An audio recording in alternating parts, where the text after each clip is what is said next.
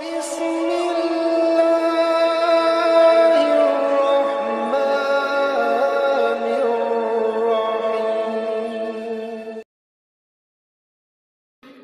menyadarkan diri kita, terlebih lagi yang berceramah, jangan kau hanya sampai menyampaikan ayat saja, hai Abdul Samad. Apakah kau yang bicara itu hatimu sudah hidup? Senantiasa merasakan diri, aku orang paling hina, aku orang paling kotor, ditempelkan kening ke lantai di tempat yang diinjak tapak kaki, mengatakan bahwa aku bukan siapa-siapa. Umur diberikan Allah 40, 60, 70. Berapa yang kupakai untuk menolong agama Allah? Berapa yang kupakai untuk mengingat Allah? Mata, tangan, telinga, kaki akan diminta tanggung jawab di hadapan Allah. Dulu dibangga-banggakan, dihormati, dimuliakan. Yang kami muliakan Al-Mukarram, Al-Ustaz. Tapi pada saat tiba masanya, yang kita bawa tak lain tak bukan innallaha la yanzuru ila ajsamikum. Allah tak menengok badan, fisik, bentuk tubuh, baju. Ini sampulnya saja. Wala ila suwarikum. Allah tak menengok rupa, wajah. Walakin yanzuru ila qulub. Hati kamu yang bersih itulah yang kau bawa menghadap Allah Subhanahu wa taala. Yauma la yanfa'u malun. Harta tak berguna. Wala banun, anak tak bisa menolong. Harta tak berguna, anak tak mampu menolong. Illa man atallah, kecuali orang yang datang menghadap Allah biqalbin salim,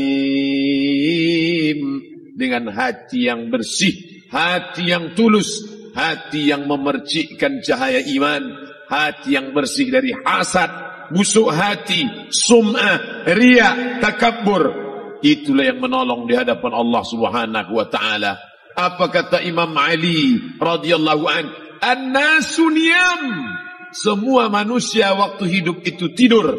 Bapak tidur, ibu tidur, saya tidur. Semua orang waktu hidup itu tidur. Falamma matu, ketika dia mati, disitulah dia baru terjaga dari tidur panjang. Saat Israel mencabut nyawa, ditarikkannya adalah satu centapan yang kuat.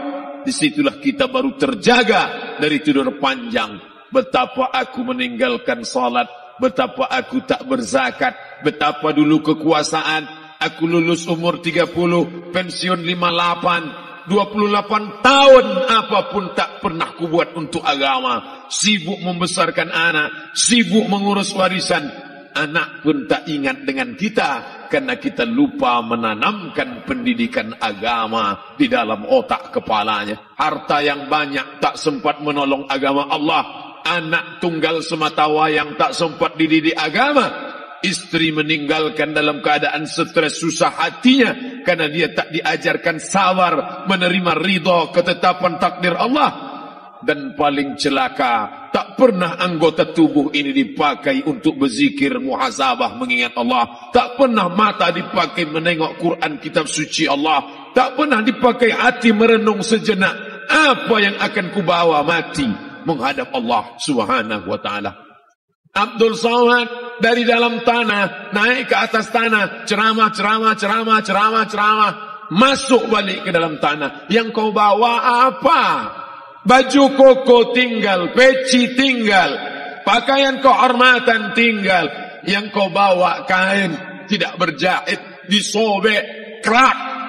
Itu yang akan menyampul kulitmu, yang selama ini kau dimandikan, dibersihkan oleh ibumu dulu 60 tahun yang lalu. Sampai masanya kau lupa kapan kau dimandikan dulu. Sekarang ruh melihat, disebut dia ruh, karena dia roha ya ruhu roh, seperti aroma semerbak yang datang pergi hinggap.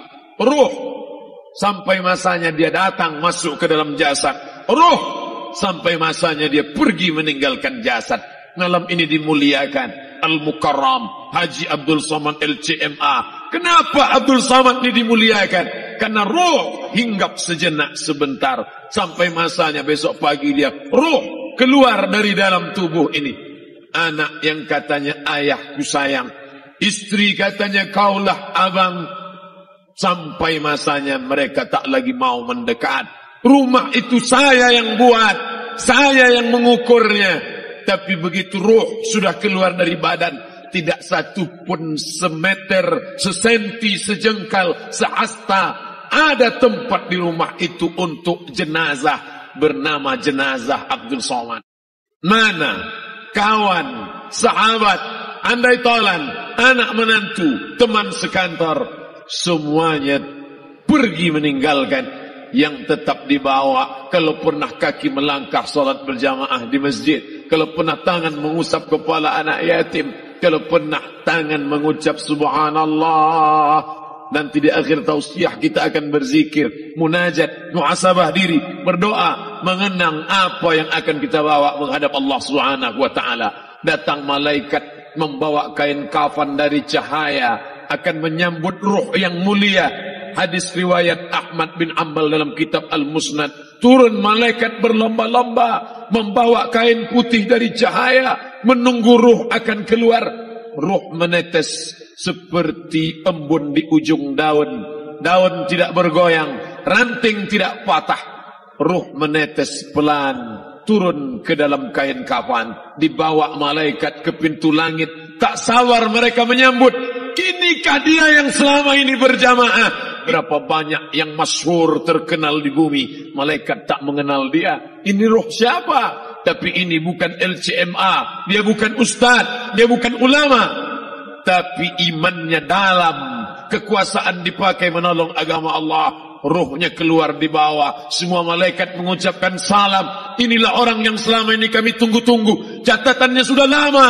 Setiap pagi petang, malaikat subuh membawa catatan namanya, malaikat malam membawa catatan namanya. Kami merindukannya. Begitu orang-orang yang masyhur di langit, tapi tak dikenal makhluk bumi. Tapi ada sebaliknya, yang rohnya disentapkan, ditarik malaikat dengan begitu tarikan yang sangat kuat. Nabi bertanya saat Isra Mi'raj kepada mereka yang sudah mati ribuan tahun yang lalu, apa yang kalian rasakan? Yang satu mengatakan seperti tebasan pedang di tempat yang sama beratus kali. Yang satu mengatakan seperti kambing yang dikuliti hidup-hidup. Yang satu mengatakan seperti mata kail pancing ditarik dari kulit yang basah. Maka kita berdoa setiap selesai salat, Allahumma hawwin alaina, ringankan kami ya Allah, fi sakaratil maut, di saat sakaratul maut yang amat sangat menyakitkan itu, di saat malam pertama di tempat yang gelap, di tempat yang tak pernah diimpikan oleh orang, tapi kita tetap melewati dan merasakannya. Perlahan-lahan cacing tanah, ular-ulat kalajengking akan menggerogoti kulit yang selama ini dimandikan, selama ini dipakaikan sampo yang mahal, selama ini dioleskan pelembab yang lembut. Tapi ternyata sebelum roh keluar jasad, setelah keluar, dia hanya akan menjadi santapan cacing tanah, hancur berkeping hari demi hari. Yang pertama kali membusuk adalah mata, karena dia berisi cairan. Cairan ini mengering, busuk dan berlubang. Lalu kemudian usus sebulan di dalam tanah, mulai dia menggelembung masuk angin dan dia meletus pecah. Cacing-cacing tanah mulai datang menggerogoti, memakan. Habis, siap tak siap, suka tak suka, kau akan didatangkan. Apa yang akan ditanya oleh Allah? Perbuatanmu, amalmu. Faman ya'mal mithqala dzarratin khairan yarah. Sebesar biji sawi, sebesar ujung rambut, kau aniaya orang, kau makan titik puluh keringatnya. U'tul ajira ajrahu, berikan upah pekerjamu, gaji tukang panenmu, gaji tukang cuci setrikamu. Kau makan, kau tahan 3 bulan. Dia tak menuntut, dia senyum, dia hanya mampu mengadu kepada Allah. Tapi titik peluhnya yang keringatnya, air matanya akan kau balas di hadapan Allah Subhanahu wa taala. Di saat itu tak ada siapa bisa menolong. Hari ini uangmu banyak, kau bayar pengacara handal 1 jam 100 juta, bebas tanpa syarat. Tapi di hadapan Allah semua akan bersaksi. Al-yawma naqtimu ala, lidah yang selama ini pandai bicara dikunci, ditutup Allah taala yang akan bicara. Wa tukallimuna aydihim wa tashhadu arjuluhum kaki akan bersaksi, tangan akan bicara, bima kanu yaksibun, yang pernah dilakukan di masa yang lalu. Mata melihat seolah-olah nyata perbuatan itu pernah dilakukan dulu. Kita lupa, kita tak ingat, tapi catatan malaikat terlalu terang benderang. Wa in kullun lamma jami'un ladaina muhdarun. Catatan dibaca sampai-sampai orang itu tak percaya. Ma li hadzal kitab, kenapa buku catatan saya ini la yughadiru saghiratan, yang kecil-kecil, wala kabiratan, yang besar-besar, ahsaha, semua tercatat dalam buku catatan yang nyata. Dalam surat Al-Isra apa kata Allah? Iqra. Hari ini kalau dikatakan Iqra baca Quran, Iqra baca Yasin, malam Jumat Iqra baca surat Al-Kahfi. Tapi sampai hari itu Yasin tak bermakna, Al-Kahfi tak lagi disuruh baca, karena hidup sudah berakhir. Iqra, baca. Apa yang kau baca? Kafa binafsikal yawma alaika hasiba. Baca buku catatan amal. Sampulnya dosa, isinya dosa. Catatan kakinya dosa. Sampul penutupnya dosa, bibliografinya dosa, sampai ia pun tidak percaya kenapa aku hidup hanya dosa saja. Saat itu dia mendengar teriakan azab, saat itu dia menyaksikan pekikan teriakan sakitnya siksa. Rabbana, ya Tuhan kami, farji'na, balikkan lagi kami ke dunia. Rabbana, ya Tuhan kami, absarna, mata kami sudah melihat azab, wa sami'na, telinga kami sudah mendengar sakitnya, pekikan, teriakan, jeritan. Farji'na, balikkan lagi kami ke dunia. Na'mal salihan, kami ingin amal saleh, kami ingin bantu masjid, kami ingin sekolahkan anak yatim, kami ingin muliakan fakir miskin, kami ingin bantu panti jompo. Farji'na, balikkan lagi kami dunia. Kami ingin salat tahajud, kami ingin tahiyatul masjid, kami ingin puasa sunnah. Saat itu penyesalan tak lagi berguna. Na'mal salihan, kami ingin amal saleh.